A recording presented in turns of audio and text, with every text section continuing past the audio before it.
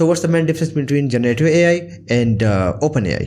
Right अच्छा, generative AI simple word से पता लग रहा है एक ऐसी एआई के कोई जो जनरेट करती है। In simple words prompt generation, आपने कोई इनपुट दिया वो आपको उसी टाइम प्रॉम्प्ट करके आउटपुट दे देगा। अब जनरेटिव एआई में इमेज आउटपुट दे सकता है, वो टेक्स्ट आउटपुट दे सकता है, या किसी और वे में वीडियो आउटपुट दे सकता है, राइट। तो इसके अराउंड 2023 में सबसे ज़्यादा इन्वेस्टमेंट हुई है। अच्छा, ओपन एआई क्या है? ओपन एआई एक कंपनी स्टार्ट हुई थी ओपन सोर्स, ओपन से ही नाम आता है ओपन सोर्स। और ओपन सोर्स क्या होता है कि बिल्कुल एक ओपन, हर चीज़ जो वो कर रहे हैं वो ओपन है, ठीक है। ओपन सोर्स का मतलब ही यही है कि एआई का हम कोई एक नेक्स्ट डिस्ट्रप्शन क्रिएट करेंगे, बट लेकिन totally transparent, totally open, right, ठीक है। बट हुआ क्या कि जो सैम ऑल्टमैन साहब जो हैं उनको समझ में आया कि यार अगर हम ओपन सोर्स चलेंगे तो हम सस्टेनेबल है नहीं, क्योंकि एआई को रन करने की कॉस्ट बहुत ज़्यादा है। जीपीयू कंप्यूट पावर बहुत ज़्यादा चाहिए आपको। आज अगर आप एक मॉडल क्लाउड पर डिप्लॉय करते हैं उसकी कॉस्ट आपको बहुत आएगी, राइट, क्योंकि एक्सपेंसिव है। That make sense. तो समझो लेटर वो माइक्रोसॉफ्ट इन्वॉल्व हो गया, ठीक है। फिर एज ऑफ 2022 उन्होंने 49% ओपन एआई का शेयर खरीद लिए। तो अब वो जो एक ओपन सोर्स कंपनी शुरू हुई थी जो टोटली ट्रांसपेरेंट थी, अब वो सेंट्रली कंट्रोल हो गई। और इसमें इनिशियल इन्वेस्टर्स और कह लें जो जिसका गोल था ना, वो था उसमें इलॉन मस्क बहुत बड़ा रोल प्ले करता है उसमें, और 2-3 लोग थे बिलियनियर्स जो थे। अब इलॉन मस्क ने उसके बाद स्टेटमेंट बड़ी दी थी। 2017 की ये बात है जब माइक्रोसॉफ्ट इन्वॉल्व होना शुरू हुआ ओपन एआई में। उसने कहा यार मैं तो ओपन एआई चाहता था, ये तो डेंजरस है कि सेंट्रली कंट्रोल हो जाए, जो कि डेंजरस है बाय द वे, राइट। अच्छा, ओपन एआई के अब उन्होंने 2-3 प्रोडक्ट्स बनाए, GPT-1 बनाया, फिर 2 बनाया, 3 बनाया, और भी इनके प्रोडक्ट्स हैं। डाल ई के नाम से भी है, ये सारे जनरेटिव। डाल ई है इमेज जनरेट करता है, ठीक है। और जो GPT है, जो GPT है वो बेसिकली टेक्स्ट जनरेट करता है, ठीक है। अब GPT के यूज़ केस पे चैट GPT एक टूल बना है कि जिसको आप इनपुट दो, आप उसे चैट कर सकते, चैट बॉट की तरह चैट कर सकते हो, राइट।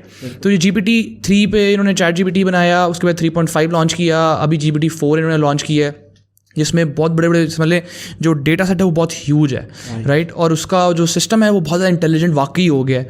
जो एक्साइटिंग बात है ना जो इन्होंने ओपन एआई वालों ने की है, वो है यही कि इन्होंने सिर्फ टेक्स्ट प्रॉम्प्ट आपको रिस्पॉन्स में जनरेट नहीं करके दिया, इसने उस टेक्स्ट प्रॉम्प्ट को इंटेलिजेंटली हैंडल करके दिया है। आप उसको कोई इंग्लिश लिख के दें और आप कहें मेरी ग्रामेटिकल मिस्टेक ठीक कर दो, वो आपको कोई नया टेक्स्ट लिख के नहीं देगा, वो आपके ही इंग्लिश की ग्रामेटिकल मिस्टेक ठीक करके दे देगा आपको, राइट। उसको कहो अच्छा यार ग्रामेटिकल मिस्टेक तो तुमने कर दी है, एक काम करो उसको फॉर्मल राइटिंग में कर दो, टोन चेंज कर दो, वो कर देगा। उसको कहो अच्छा यार ये भी कर दिया, एक काम करो यार इसको ना SEO ऑप्टिमाइज कर दो, वो आपको कीवर्ड्स भी इसमें डाल देगा। और आपको ना पसंद नहीं आया दोबारा डालो, वो चेंज करेगा। एक सर्टन लिमिट पे अभी जाके उसकी लिमिटेशन है कि एक ही प्रॉम्प्ट देना शुरू कर देगा एक टाइम के बाद, बट स्टिल जो अब तक वो रिजल्ट प्रोड्यूस कर रहा है दैट इज़ वेरी इंटेलिजेंट। मेरे लिए पिछले एक डेकेड में सबसे जो ज़बरदस्त टेक्नोलॉजी आई है अब तक की, एटलीस्ट टॉप 10 में, उसमें मैं बिल्कुल टॉप की जो टेक्नोलॉजी इसमें चैट GPT को ज़रूर कहूँगा। बल्कि मुझे लगता है कि अभी उनकी लेटेस्ट रिलीज आई है जिसमें वो कोड को भी स्टडी करने लगा है। बिल्कुल। तो वो आपको नहीं लगता कि डेवलपर के लिए भी यहाँ पे इशू बन रहा है? वो ना सिर्फ स्टडी कर रहा है, अब यकीन मानिए से ब्लॉकचेन में एक स्मार्ट कॉन्ट्रैक्ट लिखते हैं। अब स्मार्ट कॉन्ट्रैक्ट में क्या होता है, ऑडिट करना होता है, क्योंकि वो इन इटसेल्फ एक अकाउंटिंग सॉफ्टवेयर है, समझ लें सिंपल वर्ड्स में, कि जो लेजर बना रहा होता है और वैलिडेट कर रहा होता है ये जो खाता है ये इधर चला गया, ये इस तरह बिल्कुल सिंपल अकाउंटिंग एक चीज़ है जिससे ब्लॉकचेन हम कह रहे हैं, ठीक है।